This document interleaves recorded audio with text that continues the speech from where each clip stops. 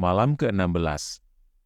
Pada malam ke-16, Syahrazad melanjutkan ceritanya kepada sang raja.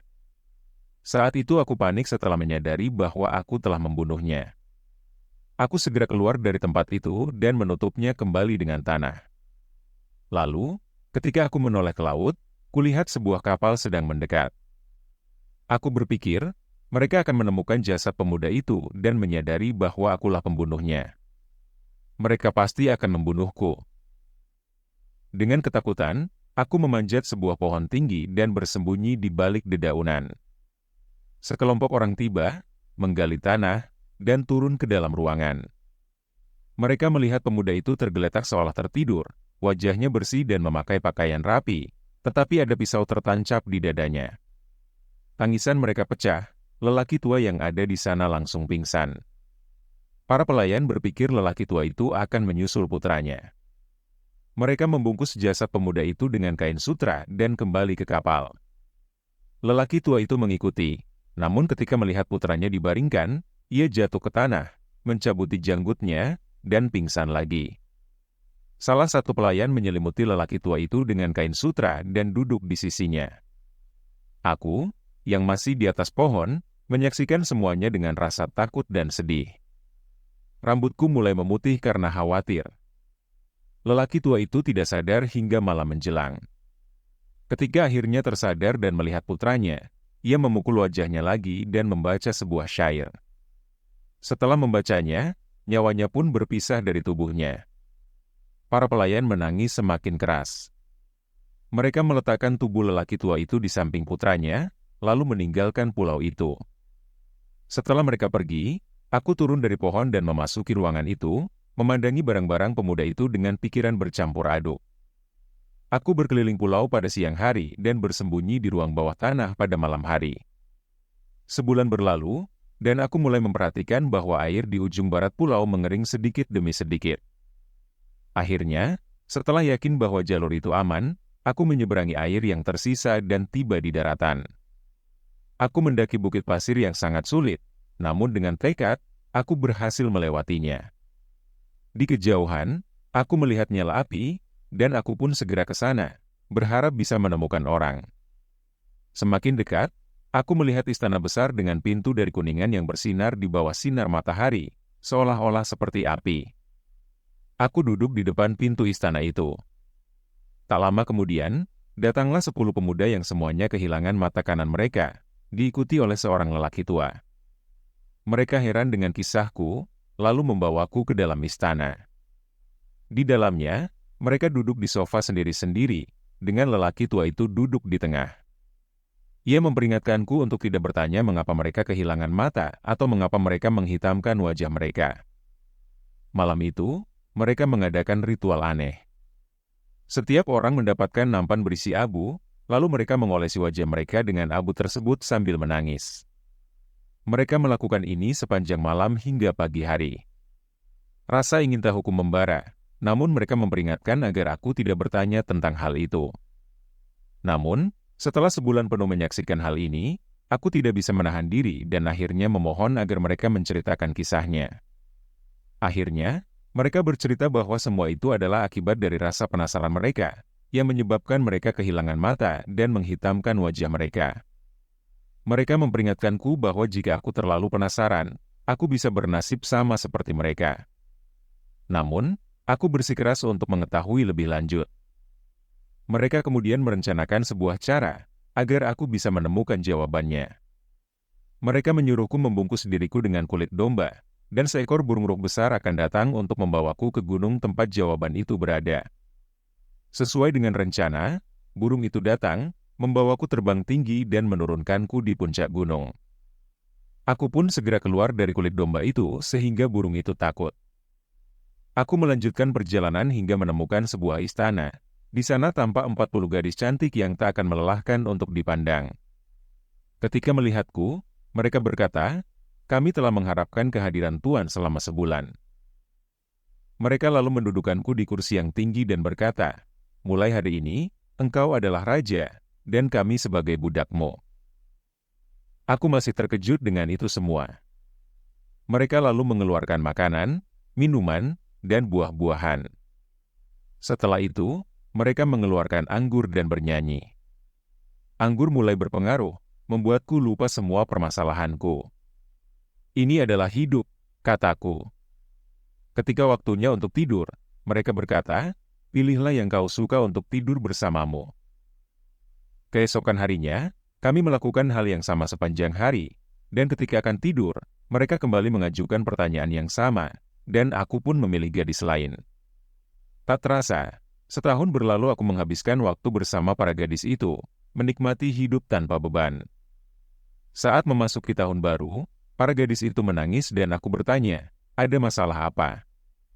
Mereka pun menjelaskan bahwa mereka adalah para putri raja yang akan berkumpul selama setahun untuk makan, minum, menikmati hidup, dan berpesta, lalu akan pergi selama 40 hari dan akan kembali ke sini. Itu adalah budaya kami. Mereka kemudian berkata, kami takut jika meninggalkanmu, engkau tidak akan menuruti apa yang akan kami katakan. Ini kunci istana dengan 40 kamar. Engkau boleh membuka 39 kamar, tetapi tidak boleh membuka kamar ke-40. Jika engkau membuka kamar itu, engkau akan dipaksa untuk meninggalkan kami. Jika itu yang terjadi, tentu aku tidak akan membukanya, kataku. Setelah mendengar janjiku untuk tidak membuka kamar ke-40, para gadis itu sambil menangis keluar dari istana lalu terbang. Aku pun duduk sendirian di istana. Saat malam tiba, aku pun membuka kamar pertama. Tampaklah taman dengan buah-buahan yang matang dan burung-burung bernyanyi merdu. Keesokannya, aku membuka pintu kamar kedua, dan tampaklah pohon kurma dengan sungai mengalir di tepiannya, dan semak-semak dari berbagai macam bunga, yang ketika angin berhembus, aroma bunga menyebar ke berbagai arah. Aku pergi dari kamar ke kamar hingga 39 hari berlalu, tinggal satu kamar yang belum kubuka. Namun, godaan terlalu besar. Pada hari terakhir, aku tidak bisa menahan diri dan membuka pintu kamar terlarang itu. Ketika aku masuk ke kamar itu, tercium aroma yang tak pernah aku cium sebelumnya. Semakin melangkah ke dalam, aku melihat safron yang terhampar di lantai.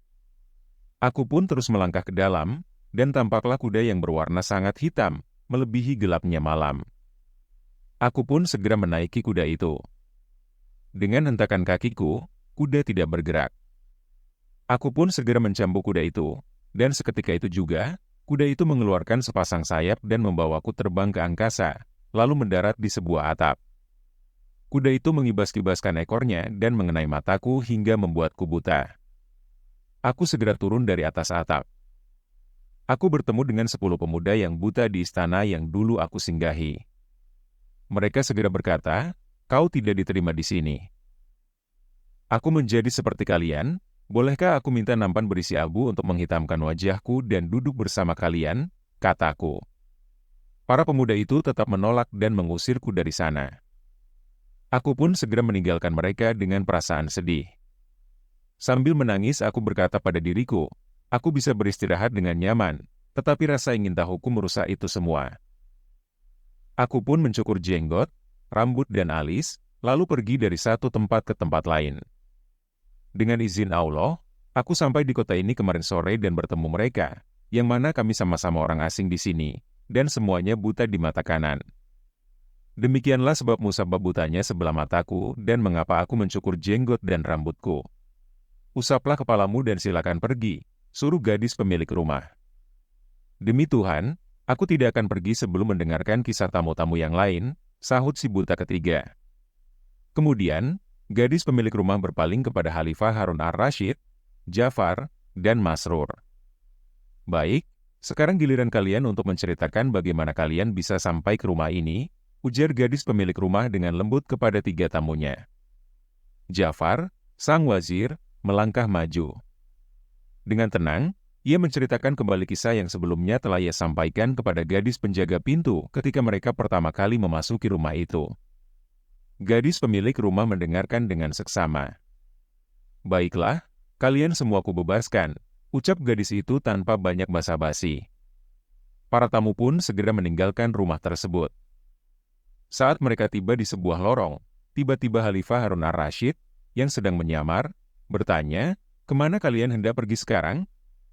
Salah seorang dari mereka menjawab, kami belum tahu akan pergi kemana.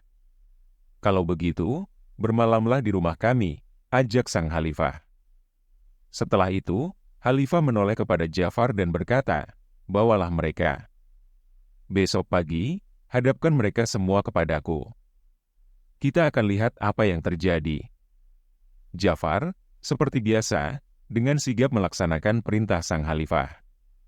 Sementara itu, Khalifah Harun ar-Rasyid kembali ke istana. Malam itu, ia tidak bisa tidur dengan tenang hingga menjelang subuh. Keesokan paginya, Khalifah duduk di singgasananya, menerima laporan dari para pembesar istana. Setelah selesai, ia menoleh kepada Ja'far. Panggil ketiga gadis beserta 2 anjingnya, juga 3 orang buta yang menjadi tamu kita, perintah Khalifah. Ja'far segera mengutus pengawal untuk menjemput mereka semua. Ketika mereka sudah berkumpul di hadapan Khalifah, Ja'far menatap gadis yang memakai cadar dan berkata, kami telah memaafkan kalian semua karena kebaikan yang kalian tunjukkan.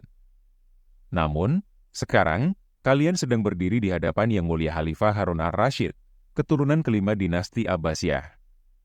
Jadi, kalian harus berkata jujur. Mendengar hal itu, gadis tertua dari ketiga gadis yang bercadar itu maju mendekat dan dengan penuh hormat berkata, wahai Amirul Mukminin, dengan izin Tuan, kami akan menceritakan kisah kami yang penuh keanehan ini. Jika kisah ini dituliskan dengan tinta emas di atas lembaran kitab, niscaya akan menjadi pelajaran berharga bagi mereka yang mau mengambil hikmah. Dan begitu malam berganti pagi, Syahrazad menghentikan ceritanya.